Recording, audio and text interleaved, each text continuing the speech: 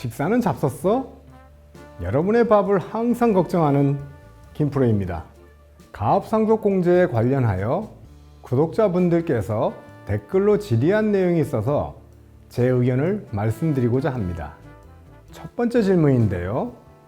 아버지와 어머니가 공동대표로 재직하고 최대 주주로 10년 이상 가압을 영위한 업체가 있습니다. 아버지의 사망으로 어머니가 가압상속공제를 적용받아 아버지의 가압 주식을 상속받았죠. 만일 가압 주식을 상속받은 어머니가 1년 이내에 사망할 경우 아버지의 주식과 어머니의 주식 모두를 자녀가 가압상속공제를 받을 수 있는지 여부였습니다. 이 질문에는 두 가지 이슈가 있을 것 같습니다.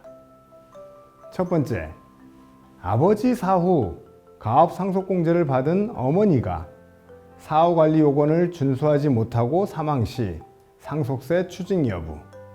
두 번째, 어머니가 보유하던 주식에 대해 자녀가 가압상속공제를 받을 수 있는지 여부입니다.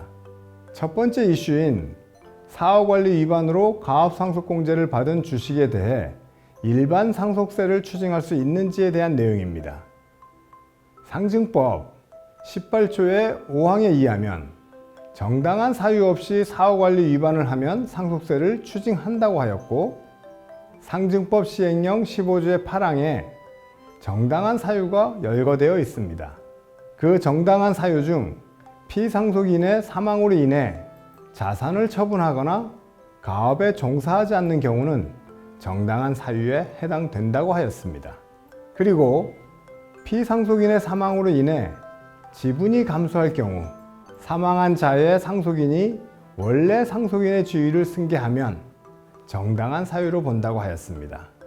즉, 아버지의 가압 주식을 승계받은 어머니의 사망으로 사후관리 요건을 못 채울 경우 자산 처분과 가압 미종사는 정당한 사유에 해당되고, 지분 감소는 상속인인 자녀가 지위를 승계하면 정당한 사유가 된다는 것입니다.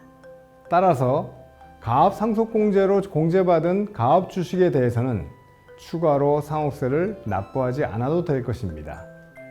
두 번째 이슈는 어머니가 보유한 주식에 대해 가압상속공제가 가능한지 여부입니다. 어머니가 대표이사 재직 요건을 갖추고 있다면 원래 보유하고 있던 어머니의 주식은 가압상속공제가 가능할 것입니다. 하지만 아버지로부터 상속받은 주식은 10년 이상 계속하여 보유하지 않았기 때문에 가압상속공제 대상이 안 될 것으로 판단됩니다. 두 번째 질문은 가압승계 증여세 과세 특례에 대한 내용입니다. 아버지가 30년 넘게 영위해온 가압 법인 A가 있고, 아들 또한 유사 업종인 법인 B의 대표이사로 재직하고 있었습니다. 아버지가 최대주주이자 대표이사로 있는 가압을 아들에게 증여세 과세 특례로 넘겨주고자 합니다.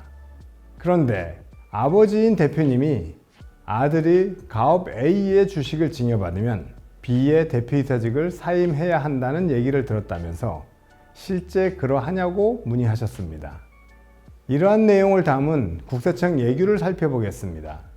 가압승계 증여세 과세 특례를 받은 수증자는 증여세 과세표준 신고 기한까지 가압에 종사하고 증여일로부터 5년 이내에 대표이사에 취임하면 된다고 하였죠. 물론 겸직도 가능하고요. 단지 가압에 종사하고 대표이사로 취임했는지 여부는 사실 판단할 사항이라고 하였습니다. 세금을 줄이기 위해서 대표이사에 허위로 등재하는 경우는 없겠지만 실제 근무한다고 해도 가압에 종사하고 대표이사로 직책을 수행했다는 증빙을 철저히 준비해야 하겠지요. 이번 영상에서는 가압상속공제에 관련된 구독자분들의 질문에 답을 해드렸습니다. 다음 시간부터는 거주자, 비거주자의 상속 증여에 관련된 이슈를 다뤄보겠습니다. 영상이 도움되셨다면 구독과 좋아요 부탁드리며 앞으로 더 유익한 영상으로 찾아뵙겠습니다. 지금까지 대표님들의 밥을 항상 걱정하는 김프로였습니다. 감사합니다.